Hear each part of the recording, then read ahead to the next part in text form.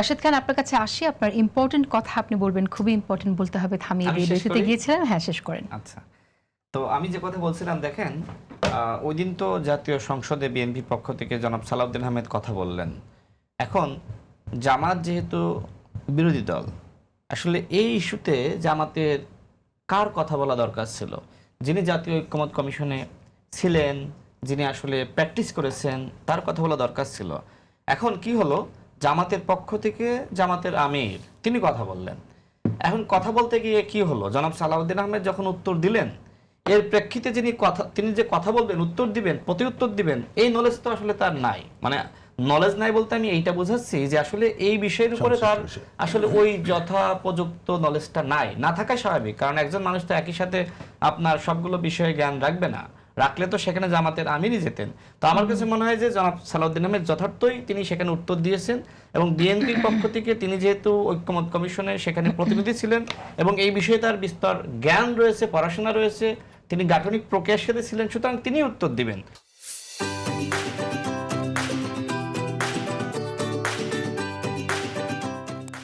তিনি তো যদি অন্য কাউকে বলেন সেখানে যে আপনি এইটার উপরে আপনার মন্তব্য কি, স্বাভাবিকভাবে বিএনপি তো দলীয় সিদ্ধান্ত অনুযায়ী যার এই বিষয়ে জ্ঞান আছে তাকে দিয়ে উত্তর দেওয়া হবে।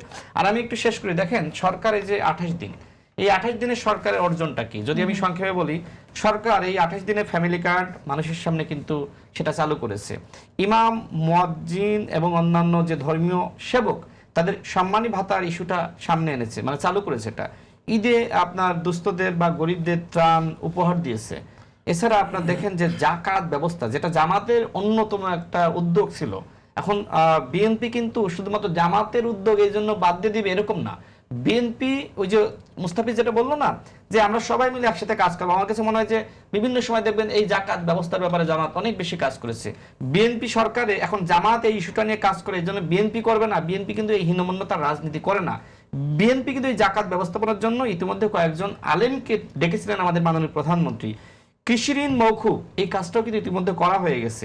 দেশব্যাপী খাল খননের উদ্যোগ, সেটাও কিন্তু করা হয়ে গেছে। এবং দেখেন যে সকাল 9টা থেকে অফিস শুরু করেছেন বাংলাদেশে, এটা আপনি কল্পনা করতে পারেন? এমনকি শনিবারও তিনি অফিস শুরু করেছেন। দেখেন ভিআইপি প্রটোকল তিনি সীমিত করেছেন, মাত্র 4টা গাড়ি তার সাথে থাকে, এবং তিনি এই জনতার সাথেই কিন্তু ওই জেমে চড়েই যান। এটা কি আপনি কখনো কল্পনা করেছিলেন? বিমানবন্দরে দেখেন সেখানেও আনুষ্ঠানিকতা সীমিত করা হয়েছে। এর আগে যখন প্রধানমন্ত্রী মানে তিনি বিমানবন্দরে নামতেন বা অন্য দেশ থেকে আসতেন বা বাংলাদেশ থেকে বাইরে যেতেন, সেখানে কি পরিমাণ ভিড়, তিনি মাত্র 4 জনকে রেখেছেন। দেখেন শুল্কমুক্ত গাড়ি এবং আপনার সরকারি প্লট গ্রহণ বন্ধ, এই কাজটাও করেছে। যদিও জামাত কিন্তু আগে বলেছিল, কিন্তু জামাতের দাবি এই জন্য যে বিএনপি এটা করবে না, বিএনপি কিন্তু এই হীনমন্যতার রাজনীতি করছে না। যার দাবি হোক না কেন, মূল কথা হলো এটা জামাতের, এটা জনগণের দাবি কিনা। সেই জনগণের দাবি কিন্তু বিএনপি পূরণ করছে। জ্বালানির দাম যে বাড়ে নাই, সরকারকে আপনি ধন্যবাদ দিবেন না যে মধ্যপ্রাচ্যে যুদ্ধ লেগেছে, এরপরেও সরকার কিন্তু দেখেন রেশনিং সিস্টেম চালু করেছে, কিন্তু জ্বালানির দাম বাড়ায়নি। নিত্যপণ্যের দাম রমজানের সময় আপনি তো সরকারকে একবারও ধন্যবাদ দিলেন না, যেটা আমরা অতীতে দেখেছি। হ্যাঁ, অন্তর্বর্তীকালীন সরকারের সময় সহনশীল ছিল। এখন এই নির্বাচিত সরকার আসার পরে আসলে ওই আওয়ামী লীগের মতন কি আসলে মানে হয়ে যাবে নাকি সহনশীল থাকবে? দেখেন সরকার আসার পরে কিন্তু নিত্যপণ্যের দাম এই রমজানের মধ্যে স্বাভাবিক রয়েছে। শ্রমিকদের বেতন ভাতা নিয়ে কিন্তু সরকার যতভাবেই কিন্তু নির্দেশনা দিয়েছে এবং সেইভাবেই কিন্তু প্রক্রিয়া চলছে। এছাড়া দেখেন যে শিশুদের ভর্তি পরীক্ষার জন্য লটারি সিস্টেম বাতিল, এটা কিন্তু জাতীয় সংসদে হাসনাত আব্দুল্লাহর পক্ষ থেকে এটা কিন্তু বলা হয়েছিল শিক্ষামন্ত্রীকে। শিক্ষামন্ত্রী কিন্তু সেই দাবি পূরণ করেছে, অর্থাৎ হাসনাত আব্দুল্লাহ বিরোধী দলের নেতা, সুতরাং এটা পূরণ করা যাবে না, সরকার ওইটার মধ্যে নাই।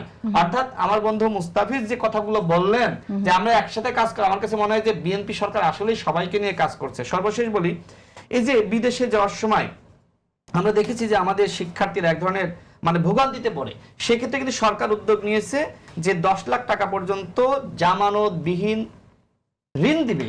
সরকারকে আপনি কেন ধন্যবাদ দিবেন? আমার কাছে মনে হয় যে মুস্তাফিজদের উচিত সরকারকে 28 বার ধন্যবাদ দেওয়া। 28 দিনে সরকার এরকম অসংখ্যবার উদ্যোগ নিয়েছে।